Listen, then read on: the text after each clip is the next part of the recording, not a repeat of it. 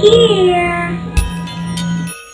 Alive! It's alive! It's alive! Otherworldlyculture.com presents Dead On Movie Reviews.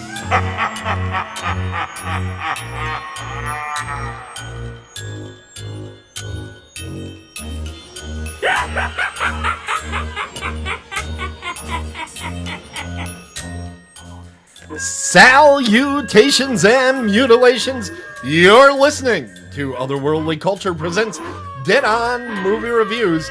Tonight, we present horror movie reviews and lively debate here on Otherworldlyculture.com and on future select Tuesdays at 9 p.m. Eastern. You can join our live chat at that time by clicking on live shows link on Otherworldlyculture.com's new website. I'm your host, Tim Kretschmann, coming to you from the east coast of Lake Michigan. It's my honor to introduce the Faculty of Fear panel presenting tonight's lectures.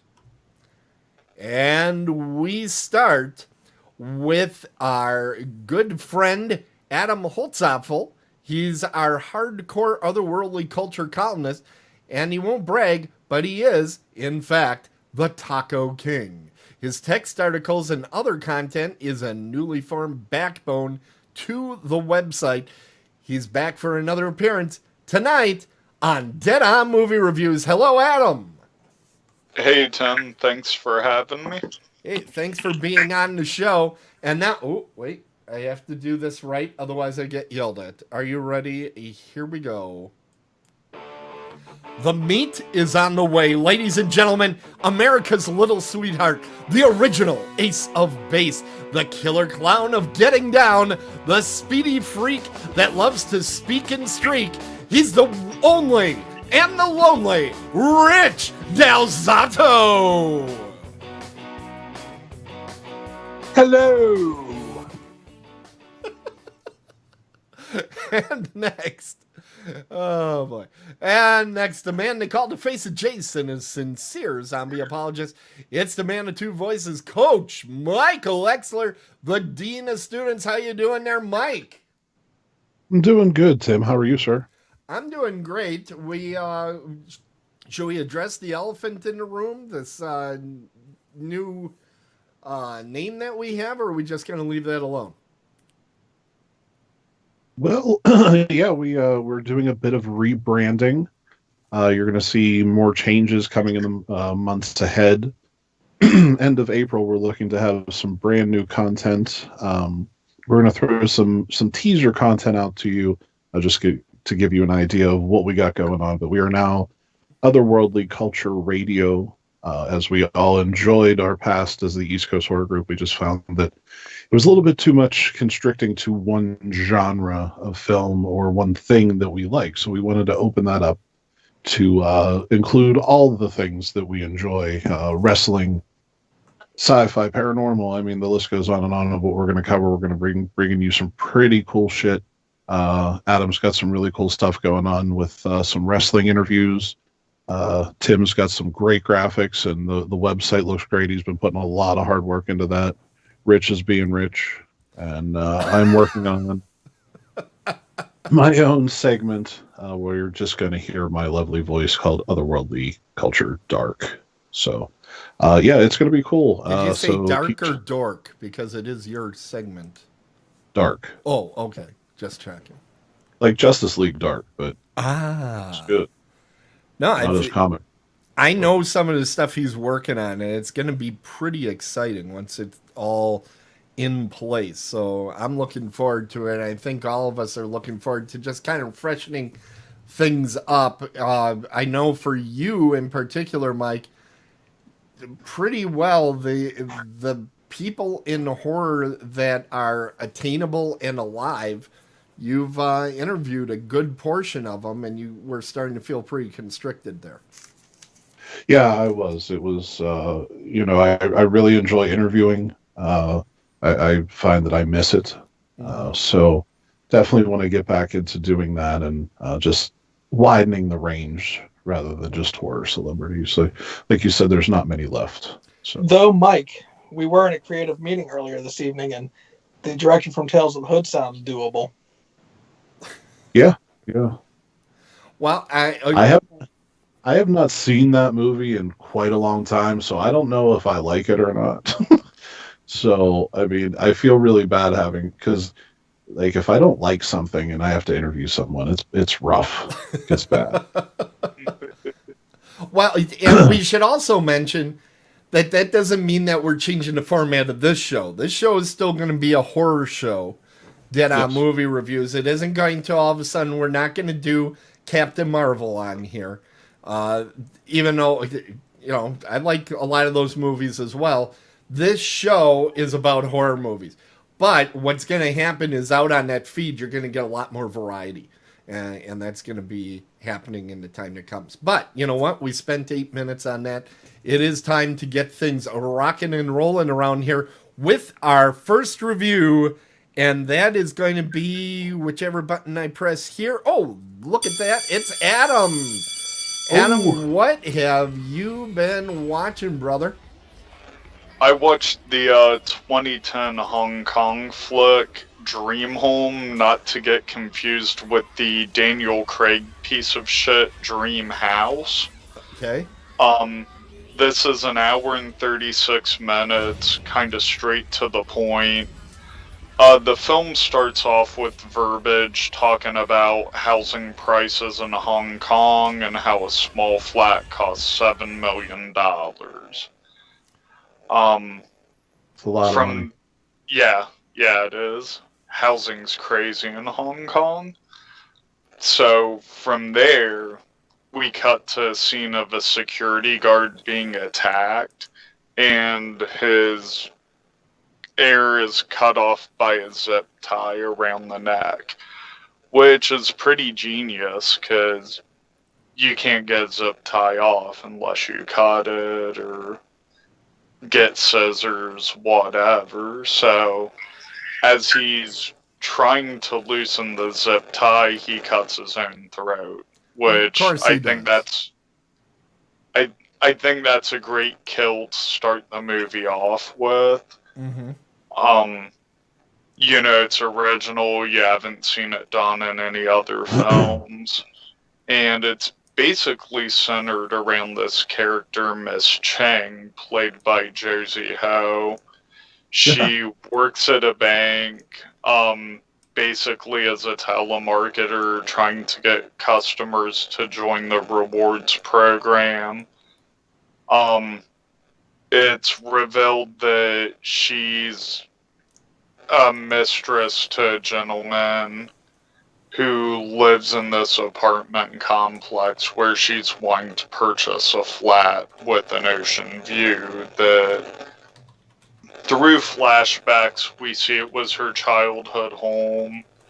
The building was torn down and new condos, flats, whatever you want to call them, went up, and her family was obviously priced out of it. So, a killing spree takes place. There's a lot of gruesome kills. A guy gets his stomach slashed, and we see from behind him his intestines just drop to the floor. A pregnant lady gets murdered by one of those storage bags that you can vacuum seal, is zip tied around her neck with a vacuum turned on to suck all the air out. So it's definitely a very graphic film, but it's also done tastefully. Unfortunately for that's no good. People,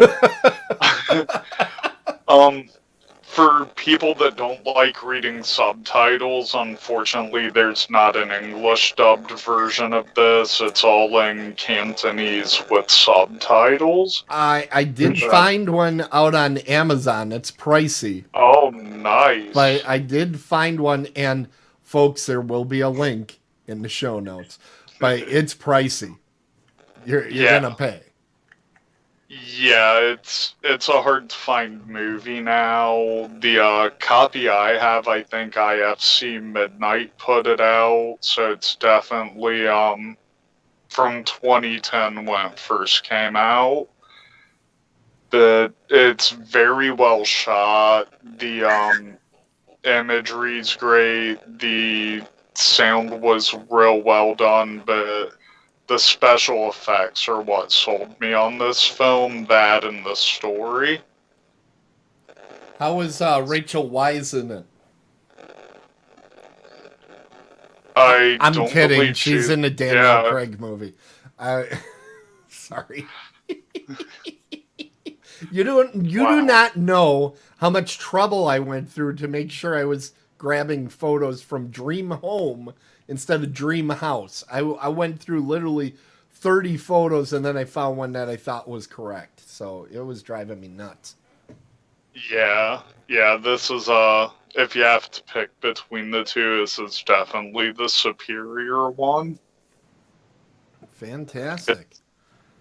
You guys got any questions for Adam? Is the gore mostly CGI? They do have From what I could tell, it looked to be practical effects. Unfortunately, I'm not 100% sure on that. That's something I need to look into a little more myself. But yeah, it looked pretty practical from what I could tell.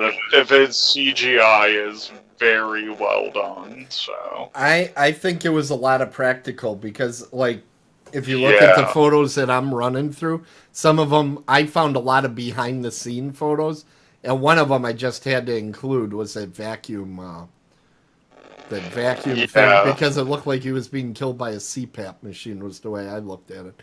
But I found a lot of behind the scenes, so I have a feeling there was quite a bit of practical going on.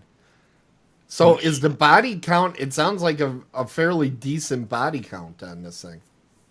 It's a really low body count, actually. Oh, really? Like,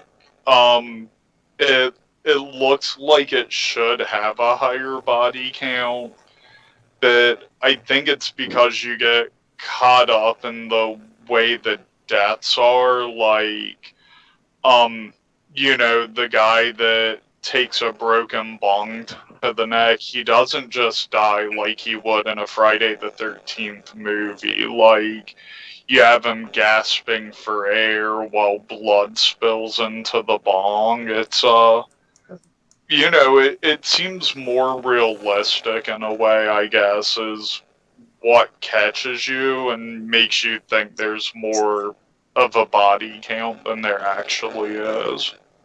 Okay. Well, fantastic. Is it time for grades? Sure. All right, let's go to the grades. Hold on. It's coming. There it is. See it with a nice new OWC logo. Isn't that cute? All right. Awesome. So it's time for you to tell me your grade here, Adam. I'm gonna give this an A+. It's really? It stood the test of time. I first saw it probably when it came out, and it definitely holds up well.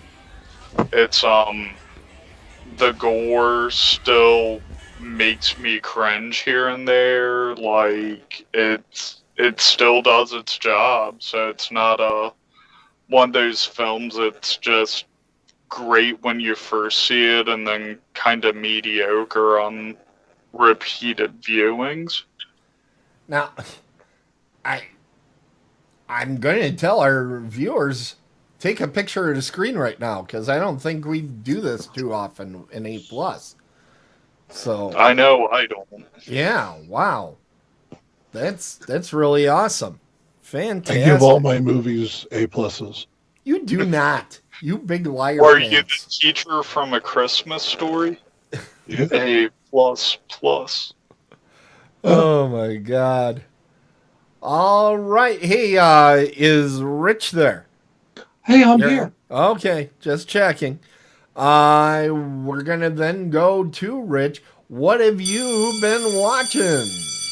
Well, Tim, first of all, let me say Annyeong to my Korean brothers and sisters listening tonight. I appreciate your support. What I've been watching is 1975's A Boy and His Dog. Okay. Anybody familiar with this film? I think it's even been reviewed on this show before, and I've Really? not yet seen it. Well, I apologize for not knowing that it was No, reviewed. that's fine. I'm I don't think it was a very good review. Wait a minute. That's actually it's a horror movie. Well, it was on Shudder, but it's actually more sci-fi than horror. But it's post-apocalyptic horror or Okay, post-apocalyptic. When you put that in the chat thing, I was like, oh, why is he being a dick and fucking around? I thought that was like some fucking Disney movie or some shit. No, No, it's an it's early. 19. What's the name of the star again? Don Johnson is the Don star of the Johnson. movie. It's like one of his first movies. Yeah, and it's a Very post-apocalyptic wasteland. I believe the year is 2024. World War IV has taken place. Shit. Yeah. Shit, we got catching up to do then to make this a You know what? I think we're on pace. autobiography. I think we're on pace. I wouldn't worry about it. I So- think we'll get her. This is a very, very low budget movie. The wasteland is not quite as good as what you get in Mad Max or anything of that nature. But basically the story is the relationship between a young man and his telepathic dog as they wander the post-apocalyptic wasteland. And this dog that looks like kind of an oversized Benji, Yeah. for you know who Benji is, he and Don Johnson talk, but nobody else can hear the dog talking to him. Apparently, it's some result of this post-apocalyptic world. Do you hear the dog? What's that? Do you hear the dog talk? You do, and it's he never barks or anything. Well, he does a couple times at other people, but yeah, it's basically just him talking, and it sounds like he's always sounds irritated at Don Johnson.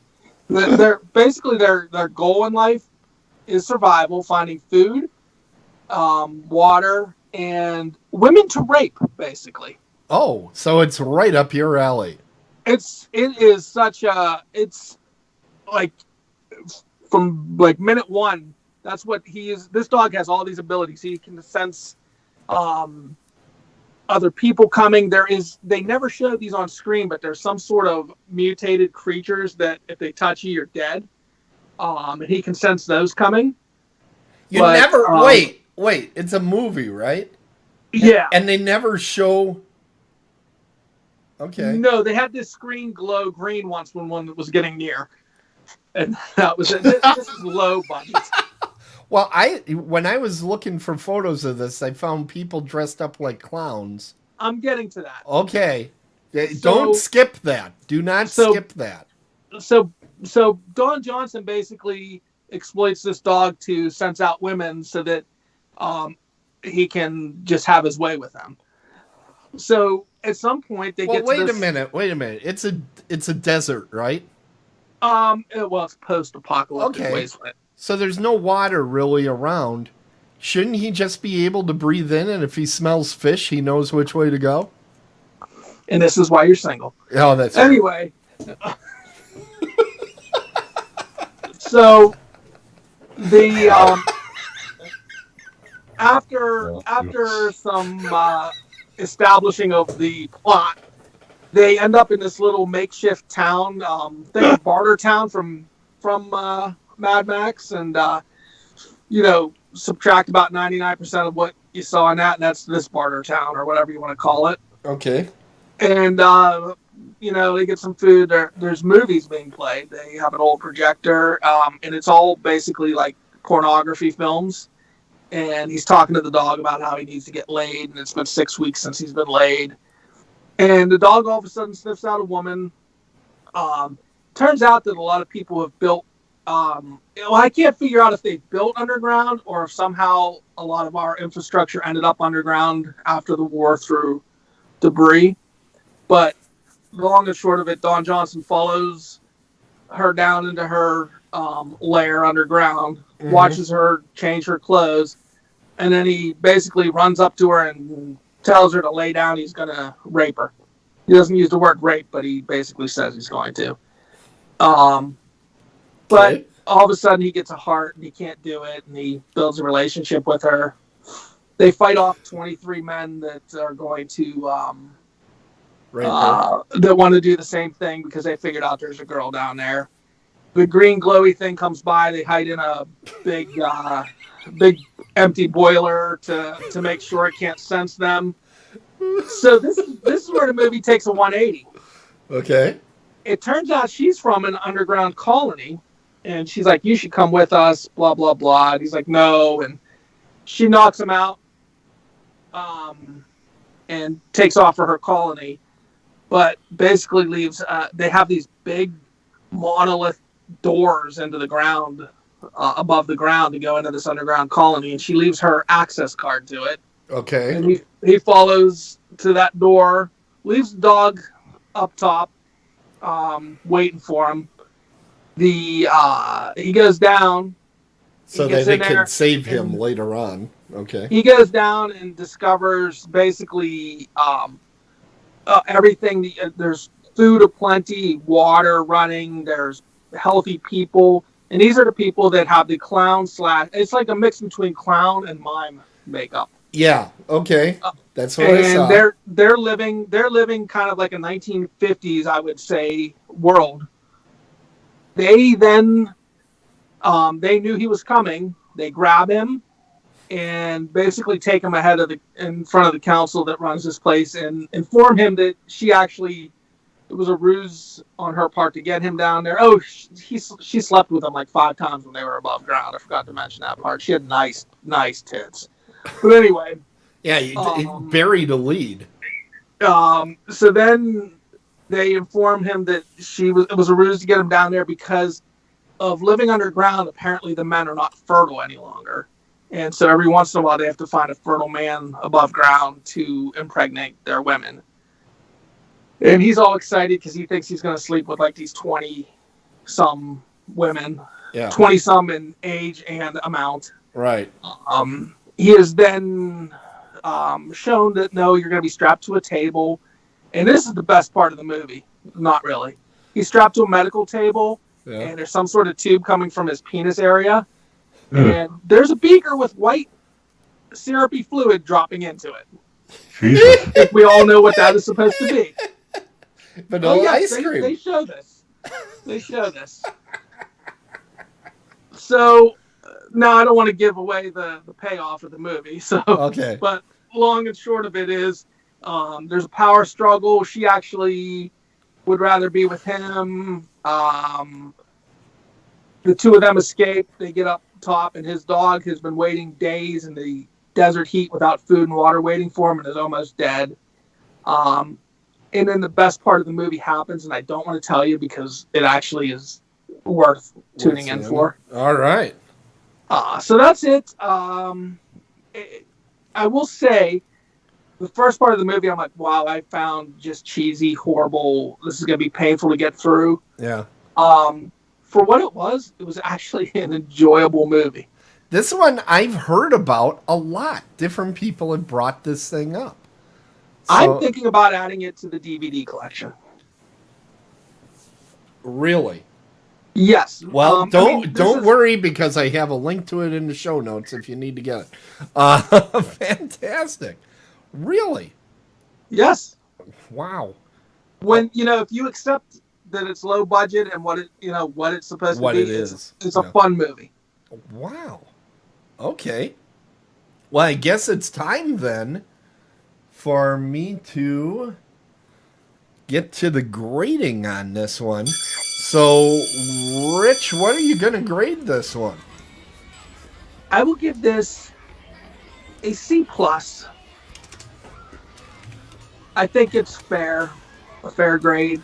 Like I said, it's a fun movie. But so you're willing to buy it, but you're giving it a C+. You should see my DVD collection. There's a lot of Fs in there. Okay. That doesn't surprise me, actually. It's a good movie, but I mean, it's not great. It's a C. Sure. It's a C plus movie. You'll have fun with it, but it's not. It's not an Oscar winner. Really, because when you were describing it, I was thinking Oscar. Well, the milky, creamy substance definitely did deserve a Best Supporting Actor. Oh my god. All right. Well, Milky. thanks, Rich. Yikes. Oh, wait, where is it? You talking about ejaculate? There you go. I am talking about that, Mike. You are correct. Awesome. Wow. I think you would enjoy this movie if you went in with the right mindset, Mike. Well, then, Just looking to have fun, and you'll like it. Wow. Okay. High praise indeed. It is now time to switch. We're going to the coach. Mike, what? Come on. There we go. Mike, what have you been watching? so I watched the 1986 film Invaders from Mars. Okay. Yeah. First of all, why? Because I was digging the retro deal, so I dug into my Laserdisc collection, and I just happened to see this, and I was like, I literally don't think I've seen this since I was a kid, and so I decided to check it out, Okay. and see if it was as good as I remembered it as a child. This is from, like I said, 1986, and it's rated PG. Yes. But it's not PG by today's standards, for sure. They swore like fucking craziness in this movie. So it would definitely be like PG-13, for sure. I don't know. I guess the grading was different in the 80s. Is that true? 86 was kind of the turning point because there was no PG-13. Was it 86 or 87 that Indiana Jones and the Temple of Doom and Gremlins came out the same year, and they went, holy shit, we're allowing way too much stuff in PG, but ours seems a little rough. What are we going to do? And they developed PG-13. That's when, and it was right about that time. And it, actually, for like the 3-4 years leading up until then, there was a lot of discussion of a PG something, 13, 15, something like that, because movies were slowly getting a little rougher in that PG. Okay, I'm getting from the chat room that it was 1984 when all that happened. But I do think more stuff was getting into PG movies back then than today. Now you can't find a G-rated movie. I mean, they don't have those at all, and we used to have those in the 70s and 80s. They were kind of setting the parameters then, Mike, so you never knew quite what you were getting. Yeah, because they would say like shit and bitch and just words like that you wouldn't think would be in a PG movie. You know what though? If you watch that movie, there's a documentary like about the rating system. It's completely arbitrary anyway. Oh yeah. It's basically there's a team of like 7 people that watch these movies, including one of them's always a Catholic priest in there, and they're the ones declaring these things. There's no like formula. The only formula I know of is that you can only say fuck one time in a PG movie. If you go beyond that, then it's automatic that it goes up. In fact, I think if you say fuck once, it's PG-13. If you say it twice, it's R. That's like the only thing, which really underplays the value of the word cunt. I agree. Are you gonna do a movie review on this or what? Well, you guys are the ones that are talking, so Don't you blame us. Don't you blame us. listen. I just set him up. You I'm knock him sorry. down. I'm sorry we were talking during the talk show.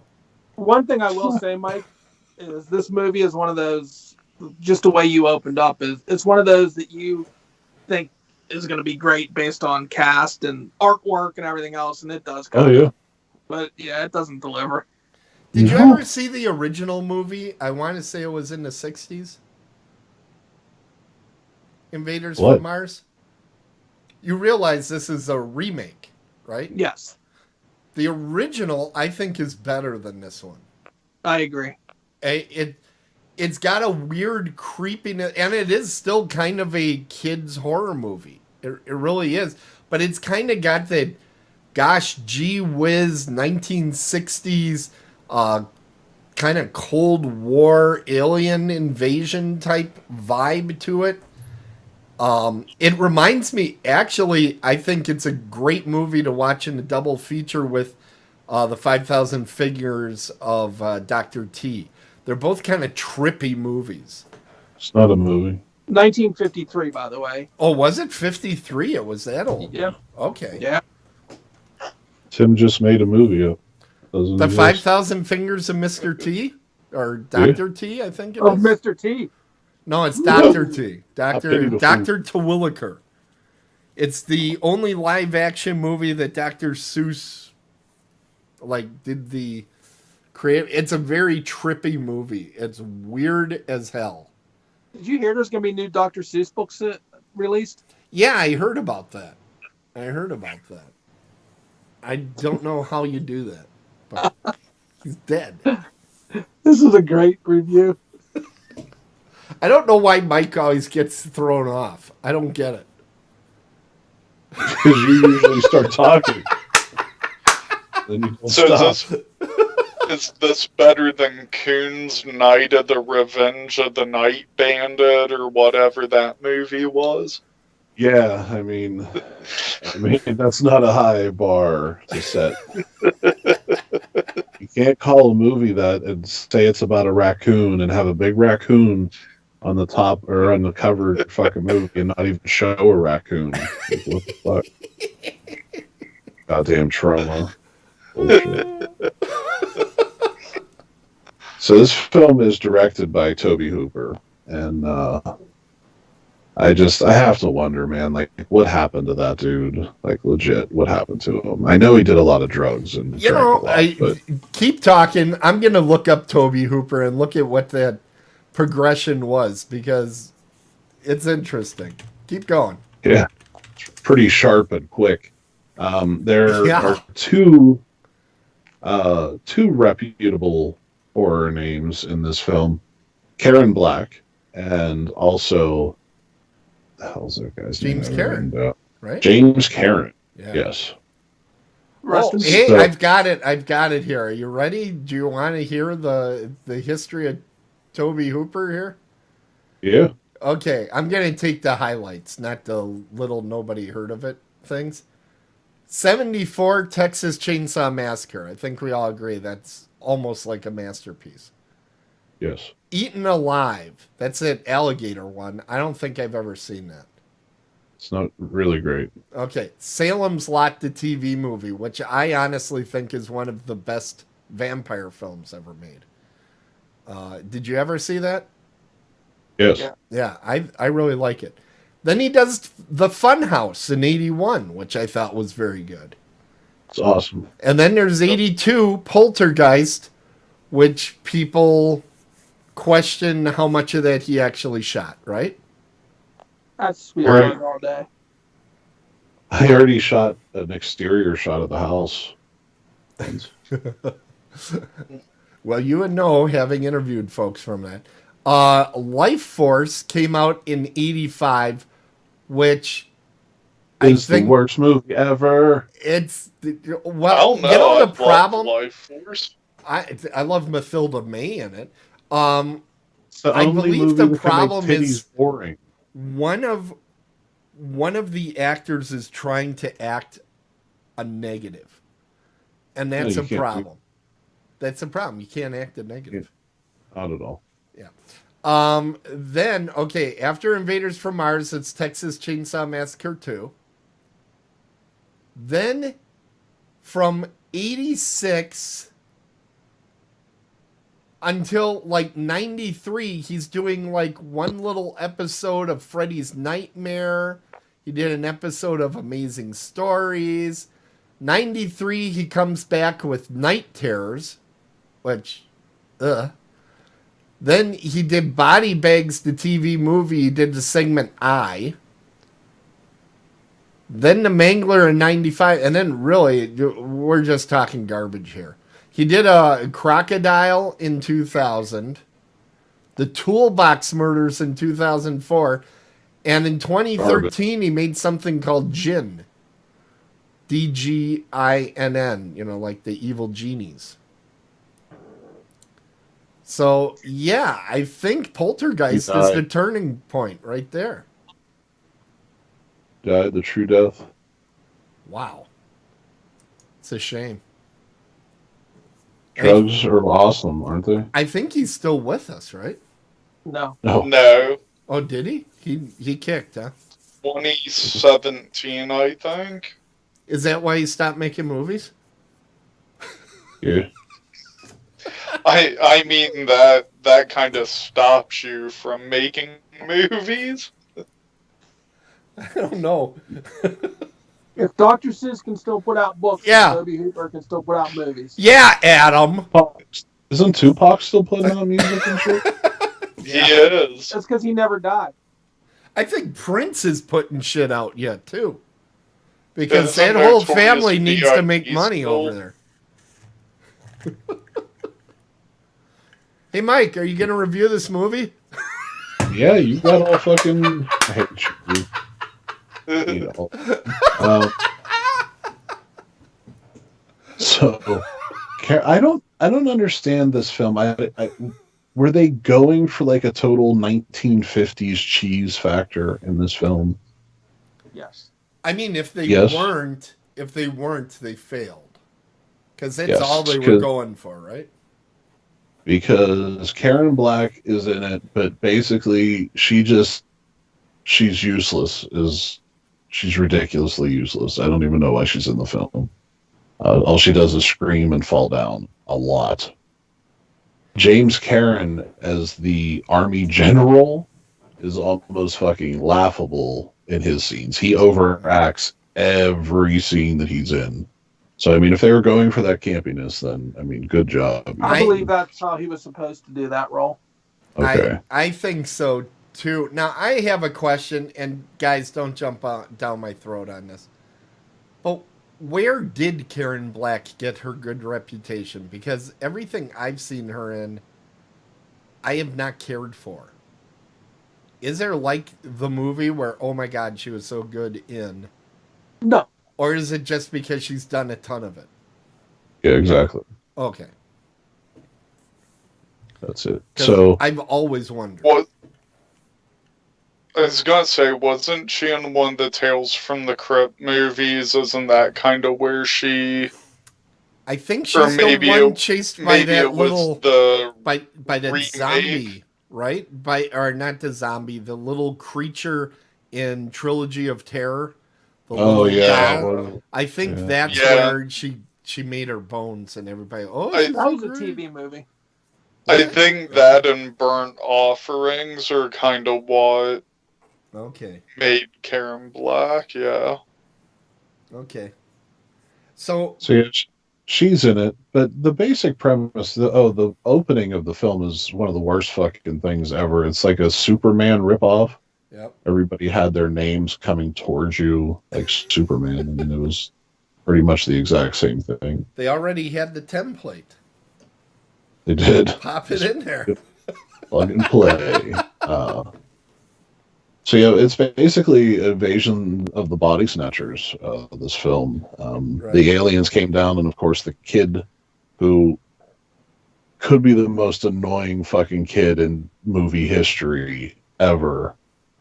What the fuck is this kid's name? David Gardner is the character's name, but Hunter Carson. Has he done child anything else since then? Nothing that you would have ever heard of or wanted to see or cared about. Ever. So, He wrote some stuff, but yeah, no. I thought the kid was annoying. I did not care for him at all. I thought it detracted from the film in every sense of the word because it was like he would halfway get something out and then just have Bell's palsy. He would be like, "Oh, look over," and you can't understand what the fuck you're saying. What he's saying. I'm like, "Come on, dude, fucking open your mouth up when you're talking."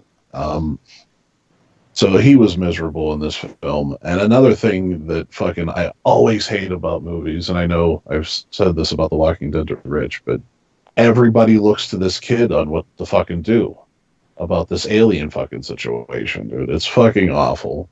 That aggravates me the entire film. It's just to no end. It's like James Carrey's like, what do you think we should do? I'm like, come on, he's a child. He doesn't know. This kid was not in many movies. He's got 12 credits total.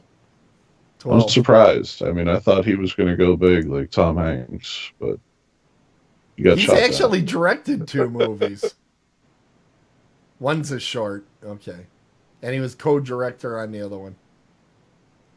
Yeah, so the aliens landed and this kid saw it, and now they steal people and put this thing in the back of your head, and they control you.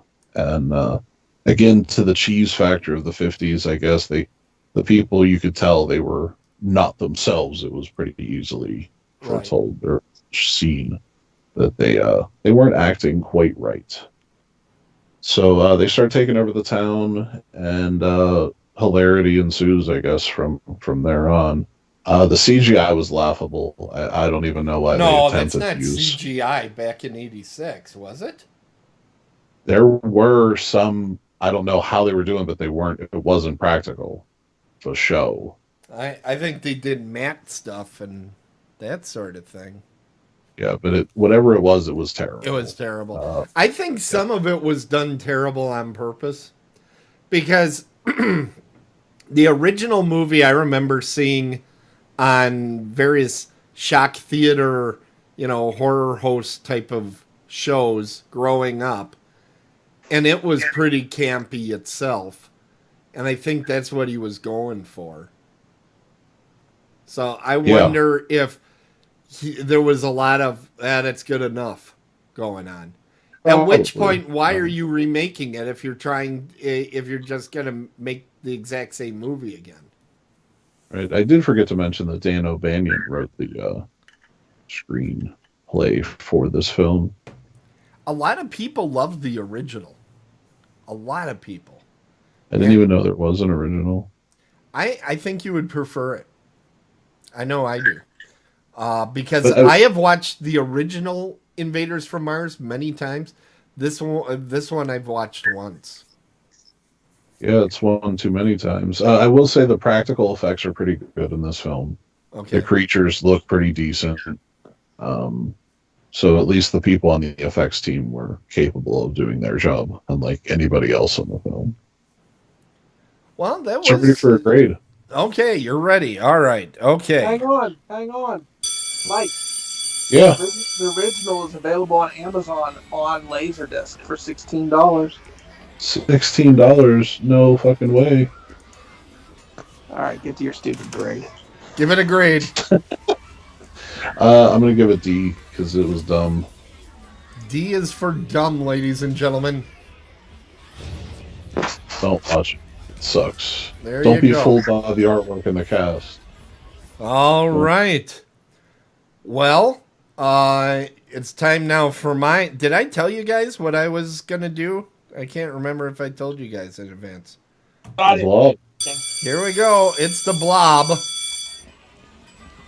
Which actually kind of fits in with Mike's, because this is a remake of an extremely popular film from, I think, the 50s was the original movie, and was the screen debut of Steve McQueen.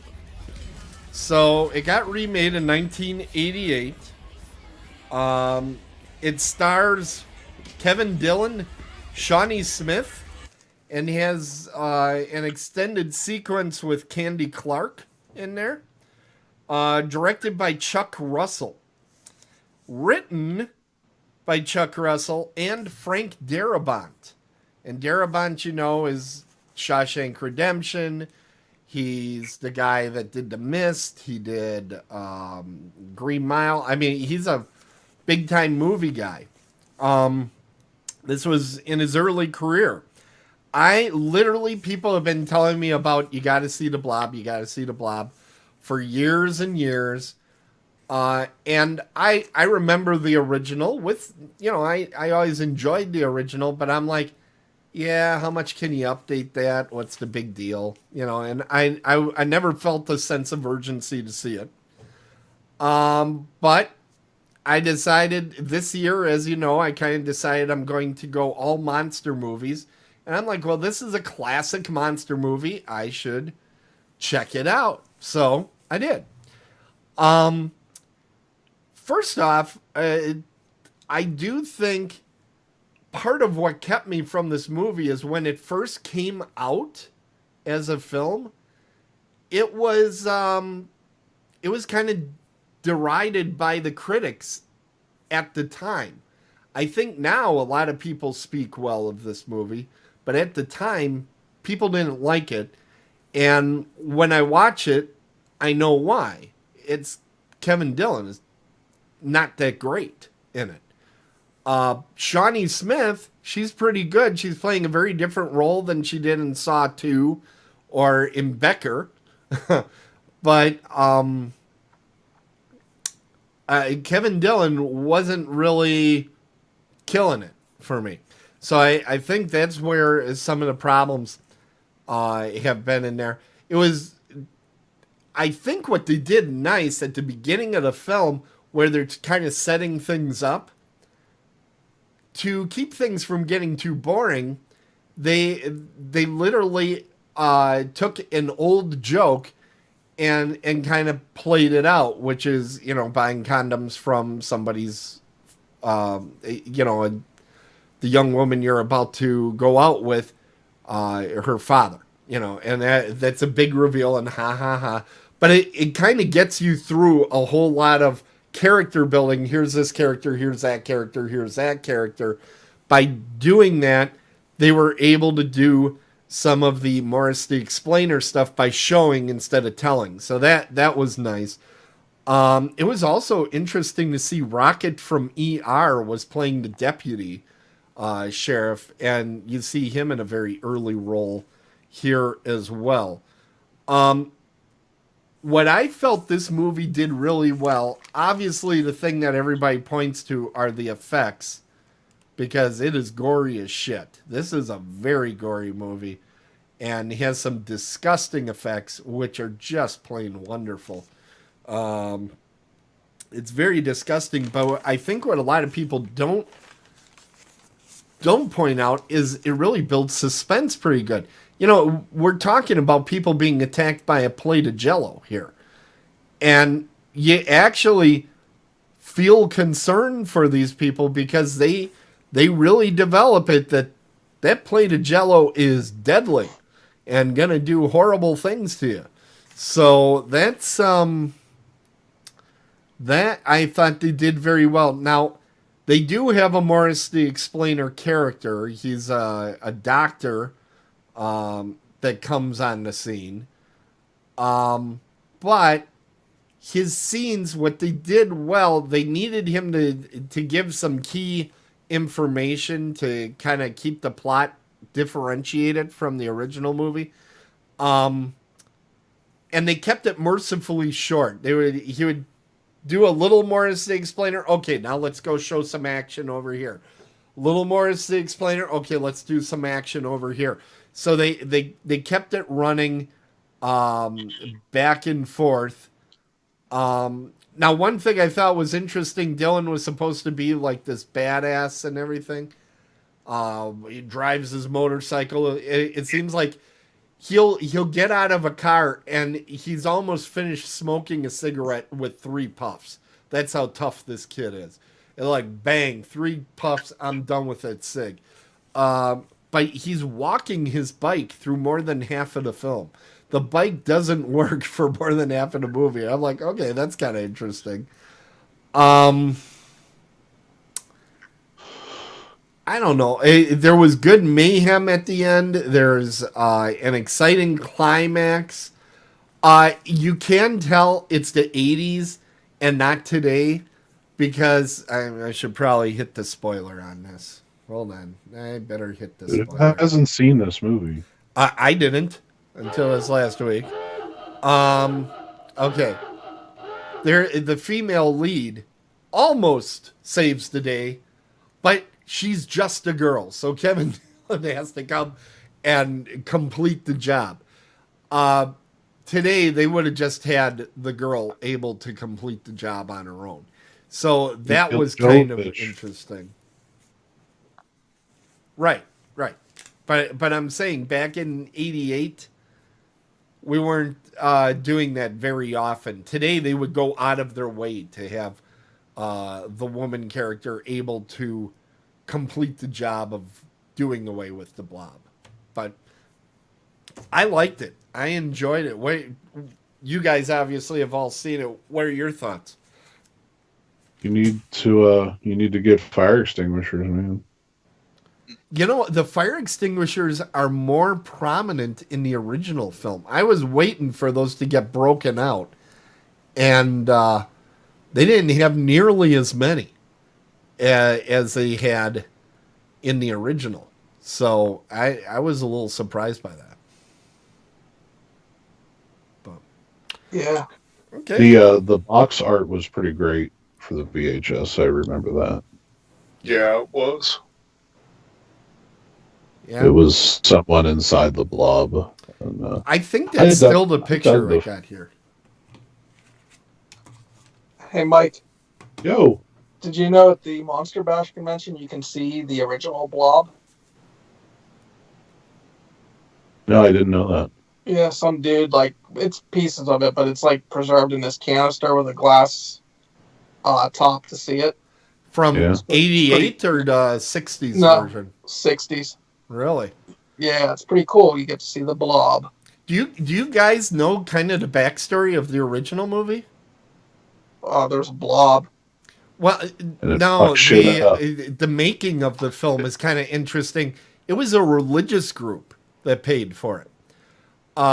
This religious group was looking to shelter some money from taxes. At least as I'm doing this from memory. I haven't looked this up recently, but they were looking to shelter some money, and they knew that horror movies were high risk, but generally could make some money.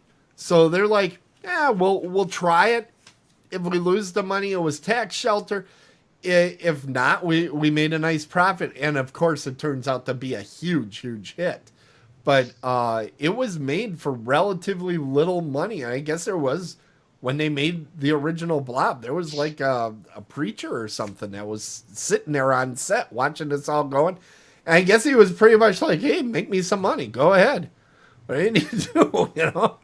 But it was some religious group. I don't know. I thought that was interesting. Anyway. All right. Time for me to give out a grade. Let's get to the grades. 1988. A good, solid movie. What I really like is the movie does not drag at all. It just moves, and good effects. It's fun, and when it gets to the conclusion, it stops. It ends. It doesn't sit there and try to make it into something more than it is. It moves along, and then it's like, okay, that's enough of that. So I'm gonna give it an A-. I enjoyed it a great deal. It's not The Thing, you know, but it's a good, solid horror movie, and fun to watch. So that is where we are with that. Okay, so we are at the close of the show, everybody. And I know that makes you very, very sad.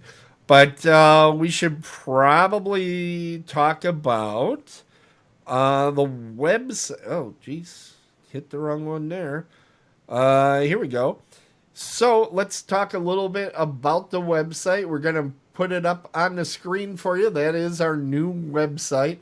We are doing some things with it. we should probably point out March Movie Madness. Do you want me to take that, guys? Yes, please. Are you voting, by the way? Yeah. Are you voting lots? Yeah, what we did, I took IMDb, for some reason, randomly, put out a list of the top 26 successful horror franchises. And I went on to a semi-popular site that creates brackets for you. And I fed all these 26 into the bracket maker. And we're doing a brackets on all these horror films. And I think if I click this right, we can actually get to it. Let's see. Here we go. We're in round 3 right now. It changes rounds on the weekends. And so far, still in the fight, we have Fright Night, Nightmare on Elm Street, Psycho, Amityville Horror, and a heartbreaker, Poltergeist beat Jaws. I will say if Jaws is going to lose to something, I'm happy with Poltergeist. I'd be pissed if it lost to Saw or something. Texas Chainsaw Massacre is still in there. Alien is in there. That's my odds-on favorite. And Halloween is in there, holding on strong. Interesting, Halloween is doing so well with, Friday the 13th really took a pounding, and Nightmare on Elm Street, I think, is hanging on by a thread. I don't know, though. Between that and Fright Night, it's going to be an interesting fight. So, some interesting things going on. Go out there, vote. I think it lets you vote once per day or something like that. So go out and vote often. Use different browsers. You all know the tricks. Lots of cool stuff there. Okay, I'm going to press this button. I have no idea what we're going to get. Let's see. Oh, okay. That's just a promo, everybody. All of our audience is this attractive, just so you know. It's absolutely true. Let's see. What else have we got? Have we got shows coming up? Mike, what's coming up in the coming weeks here? I'll let Adam talk about what he's got going on. We're going to have the return of Otherworldly Culture Radio with Rich and myself, talking some wrestling and whatnot. We're also going to be talking, another section of the show is going to be focusing on the paranormal, what do they call that? Cryptozoology, I believe. The Bigfoot. Yeah. And things like that. But with the wrestling thing, I just wanted to take a moment. Some news just broke on the wrestling front. Okay. That Eminem has signed a contract with WWE. That he's going to be doing the 2K20 soundtrack. But also, it has, I guess, many parts to the contract. He's also going to appear on SmackDown Live. This is all going to take place when SmackDown Live moves to Fox Friday nights. There's a lot of people on the internet that are already speculating. My first thought was Machine Gun Kelly has also worked with WWE multiple times. So Eminem signing this deal, could we see possibly a rap battle in the middle of the ring? Who knows? So we'll keep talking about that as details develop. All right. Adam, anything else? Yeah, I've got a video review that kind of fits into the Inside the Steel Cage segment we're working on, and an episode of Film Feast kind of getting edited and ready to go, and work on getting some interviews set up. So Fantastic. And Rich, how's your pizza? Getting cold. Let's get this moving. I figured you would have just eaten Yeah. on the air. I'm not going to make you people listen to me chomp down. Well, then, by all means, we should end the program. Want to thank everybody for joining us tonight. Hope you enjoy our new view of the show. And we look forward to more next time here on Dead On Movie Reviews. And remember, as John Carpenter once said, horror is a reaction, not a genre. Otherworldlyculture.com.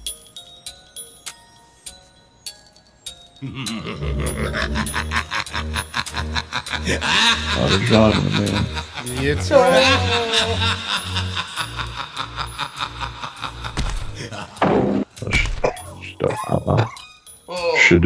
Shadooby. Puppy monkey baby.